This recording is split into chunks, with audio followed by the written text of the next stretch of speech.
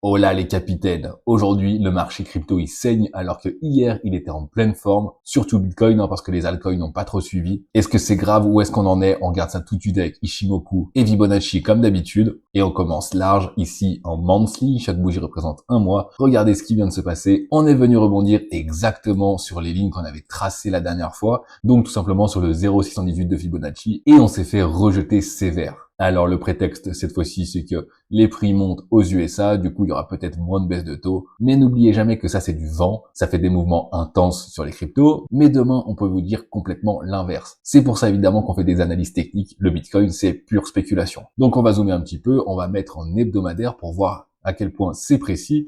Et là, regardez où on s'est fait rejeter, hein, c'est vraiment sur la ligne. Donc quand on voit ça en hebdomadaire, est-ce que ça fait peur? Ben non, pas du tout, c'est normal qu'on repasse pas directement ce gros niveau de 0,618 qu'on a quasiment jamais passé en réalité. On a fait un fake out pour tout de suite redescendre en dessous.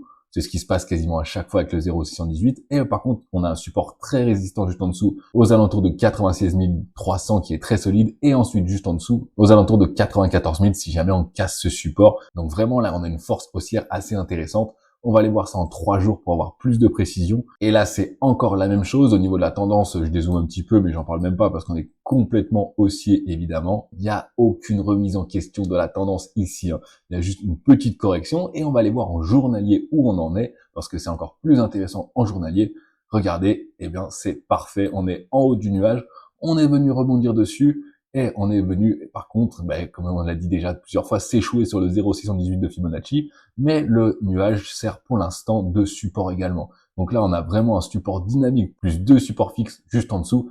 Évidemment, c'est que des probabilités, mais là, les probabilités sont complètement haussières. Ça a encore liquidé des leviers, mais là, ce qui est vraiment le plus probable, on va le tracer, c'est qu'on vienne tout simplement rebondir juste ici. Alors peut-être qu'on va pas passer le niveau du premier coup, donc on va aller venir rechercher encore une fois ici, et pourquoi pas aller casser ce niveau-ci dans les prochains jours. Évidemment, ce ne sont que les probabilités, il peut y avoir de très mauvaises nouvelles d'un coup, et dans ce cas-là, ça peut remettre les choses en question, en tout cas, ça peut ralentir le mouvement, parce que pour l'instant, je vous dis, on est complètement haussier. En plus, si on regarde juste ici, là, la Greenspan, elle est au-dessus de la Tenkan Kinjun maintenant, donc on peut aller rebondir également dessus. Donc là, ce qu'on peut voir, c'est que, eh bien, ça mettrait à peu près une semaine à sortir de tout ça pour refaire une belle tendance haussière. Et quels sont les prochains niveaux de résistance? Eh ben, on a toujours le 102 700, qui est toujours là, évidemment, et le niveau au-dessus, c'est le 111 000, et il n'y a pas grand-chose entre les deux, et ensuite, c'est un niveau aux alentours de 123 000, mais là, c'est vraiment le gros niveau, hein. Si on arrive par ici, il faudra prendre des bénéfices. Ça, je rappelle que c'est mes boîtes de prise de bénéfices. Donc là, on est venu taper juste en dessous.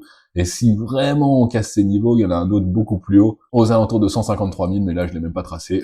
On n'y est pas du tout, et moi, j'y crois pas personnellement. Je redézoome pour avoir une vision un petit peu plus globale. Je rappelle également que j'ai fait un livre sur Ishimoku. Si vous voulez mieux comprendre mes vidéos et vous-même analyser justement le marché des cryptos, il est très efficace dessus cet indicateur et il est très complet. Ça vous permettra peut-être de prendre de meilleures décisions et de pas stresser quand il y a des gros mouvements comme ça qui sont en fait des petits mouvements. Quand on dézoome, c'est vraiment petit même si ça se passe très rapidement. Donc là, qu'est-ce qu'on peut dire pour le moment? Eh ben tout simplement que Bitcoin il a réintégré son range. En fait, il en est tout simplement pas sorti. Donc le range c'est tout simplement en hausse 102 700 et en fait en bas il y en a deux. Il y en a un à 96 000 qu'on a tenu assez longtemps, qu'on a fini par casser, et il y en a un autre un petit peu plus bas, du coup, aux alentours de 94 000, qui lui tient beaucoup mieux. Évidemment, si on casse les niveaux sur quelques heures, c'est pas très important, c'est pas très grave. Par contre, si on les casse sur plus longtemps, et ben là, ça va vraiment ralentir toutes les choses et peut-être remettre en cause des tendances. Mais pour l'instant, c'est pas le cas, c'est positif, maintenez vos positions. Ce n'est pas un conseil d'investissement, c'est tout simplement le marché, les probabilités. Voilà, j'espère que ça vous a plu, n'hésitez pas à aller vous abonner si c'est pas encore fait, thumbs up si ça vous a plu, et moi je vous dis à très vite pour une prochaine vidéo. Allez, à plus.